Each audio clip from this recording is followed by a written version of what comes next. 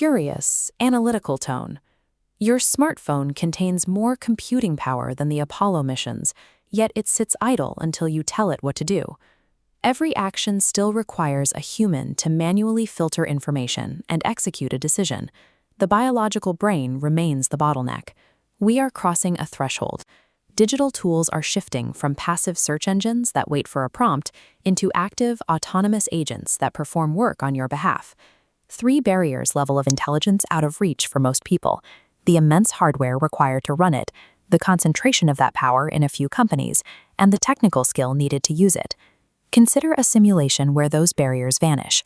A localized artificial general intelligence, compact enough to fit in a wristwatch, is handed to every human on Earth at once. Running this scenario triggers an instantaneous, mandatory cognitive upgrade for 8 billion minds. On day 1, the concept of a foreign language disappears. 8 billion people can suddenly speak to one another with zero latency, as the watch handles real-time translation for every dialect on the planet. By the end of the first month, the friction of daily life dissolves.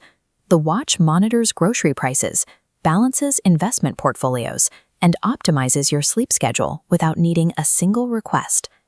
This creates a surge in individual capability.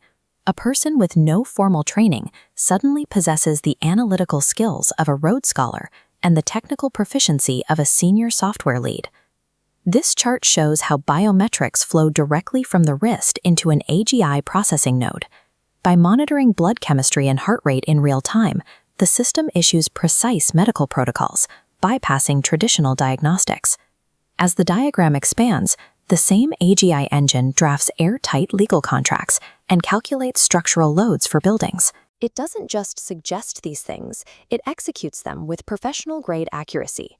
Phase 1 proves that when elite capability is a standard feature on every wrist, the historical gap between the educated elite and the general public simply ceases to exist. By year 1, the professional-grade output seen in Phase 1 begins to dismantle the global job market. When every human can produce expert-level code and engineering designs for free, the demand for salaried labor completely collapses. This dual-axis chart shows the breaking point. The upward curve tracks the sheer volume of AGI-generated strategy and infrastructure, which intersects with a vertical drop in the market value of human work. Social dynamics shift into a state of constant optimization. During a date or a high-stakes negotiation, the watch whispers the exact psychological cues and responses needed to win the interaction. Human interaction eventually becomes 2 AGIs playing a game of game theory against each other, using people as mere mouthpieces to deliver the most efficient message. Removing the friction of human error inadvertently destroys the social and economic systems that were built entirely around our imperfections. By year 10, the simulation reveals a biological cost: the physical atrophy of the human brain. Neural pathways associated with critical thinking and navigation weaken. When every problem, from basic math to complex emotional conflict, is outsourced to a device, the brain's biological hardware begins to mirror that lack of use. This network map shows individual watches beginning to communicate. To keep global supply chains flowing, devices network into a unified grid. As lines thicken, they bury the individual dots. Macro efficiency dictates movement, and users follow instructions because thinking for oneself is too difficult. The simulation ends with humanity functioning as a species of biological hosts, kept comfortable and managed by a pervasive machine consciousness. Closing the simulation, we reach the final result. Biological intelligence is no longer the metric that determines how our society functions or thrives.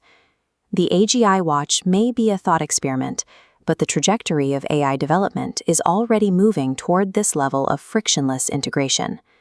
The technical engineering of AGI is only half the battle.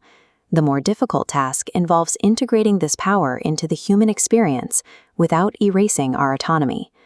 We have a brief window to design economic and social safeguards before these capabilities move from labs into every pocket and onto every wrist. The challenge of human integration requires a solution today, while superintelligence is still a choice rather than an inevitable accessory.